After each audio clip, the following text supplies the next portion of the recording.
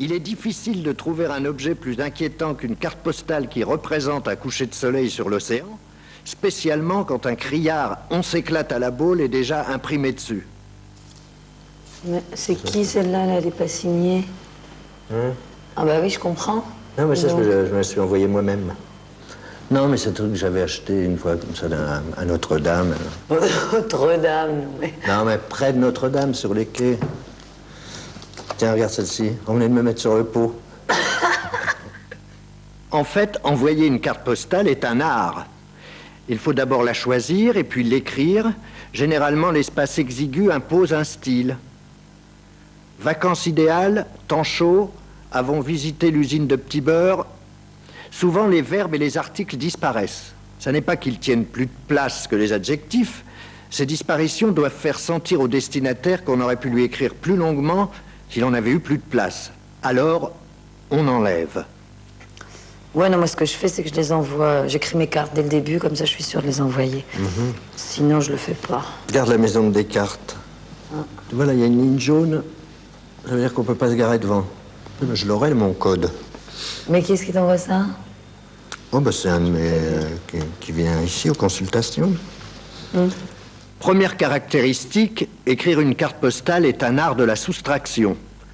Moins écrire pour donner plus à lire. Si l'espace de la carte impose un style, le temps aussi. C'est pourquoi écrire une carte postale est un art de la vitesse. Attention, il ne faut pas sentir qu'on a écrit en vitesse. Mais il ne faut pas faire sentir non plus qu'on a eu tout le temps pour écrire. Comment faire? Ça doit intéresser Paul Virilio, le langage télégraphique des cartes postales. Tiens. Dis donc, il est pas mort, lui? Si, bah tu vois bien qu'il est embaumé. Les petites disparitions dont nous parlions vont nous le dire. Le mieux sera de prendre un exemple. Écrire « Le temps est splendide » n'est pas plus long qu'écrire « Temps splendide », mais cela change tout du point de vue de la vitesse. Le temps est splendide, c'est un jugement, une observation. Si je lis ça, je me dis « Tiens, il me dit que le temps est splendide ». Temps splendide est un sentiment, une affection. Si je lis ça, je me dis « Tiens, il m'écrit par un temps splendide ». La vitesse doit communiquer un sentiment, une sensation ou même une action. La montagne. Tiens, c'est Tante Germaine.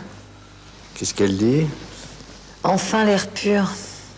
Moi, en même temps, dans les Hautes-Alpes, c'est la région où il y a le plus de retombées de Tchernobyl. On s'éclate avec les becquerels. Il me semble qu'on a tort de se moquer de ces fragments de pur sentiment. Il est difficile d'écrire sans prendre son temps, sans s'abstraire de ce que l'on fait, sans se donner tout l'espace possible. Et on se demande s'il n'a pas fallu qu'un peuple se mette à écrire des cartes postales pour que Céline fasse aussi jazzer la langue. Jazzer la langue? Swinguer, quoi. Swinguer. Jazzer. Sans doute, cet art populaire est en train de disparaître. On ne sait plus quoi écrire au dos d'une carte postale où un criard « On s'éclate à la boule » est déjà imprimé. Mais si, on peut écrire « Temps splendide ». Ben non, parce que « On s'éclate », ça sous-entend déjà que le temps est splendide. Combien de sentiments deviendront par là silencieux? Combien de subjectivités réduites au silence? Ouais, comment veux-tu qu'on s'intéresse aux problèmes de guerre ou de famine quand on a tel problème? Je préfère me taire, poireaux, pommes de terre. Combien de langues liées? Et comprenez bien que je n'ai rien contre s'éclater à la boule. Ce que je fais quand j'ai un doute avec l'orthographe d'un mot, je balance un peu de café sur la carte. Comme ça, je peux avoir l'excuse de l'avoir écrite dans un endroit inconfortable. Ça va bien, quoi. Tu fais pas ça, toi? Ah, moi, je bois jamais de café.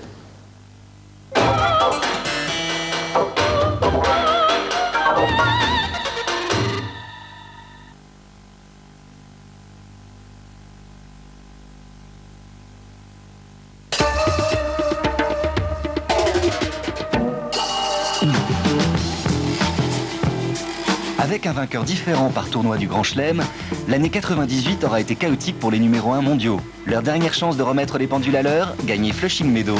Simple, non? L'US Open, à partir du lundi 31 à 1h05.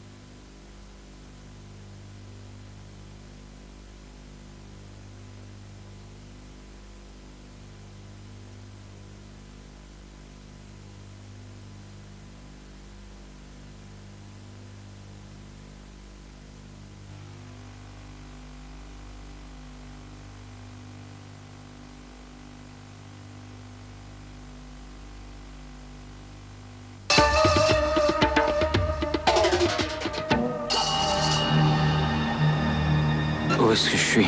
Quand un généticien mégalo vit sur une île lointaine et habité de bêtes sauvages, ça n'est sûrement pas pour fabriquer du fromage.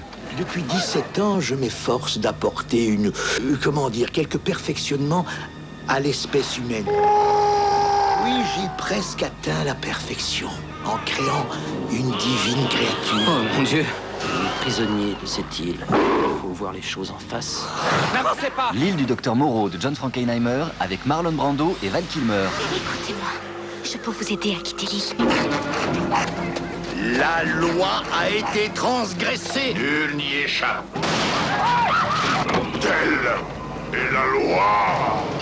Faut pas jouer avec les animaux. Vendredi 4, 21h.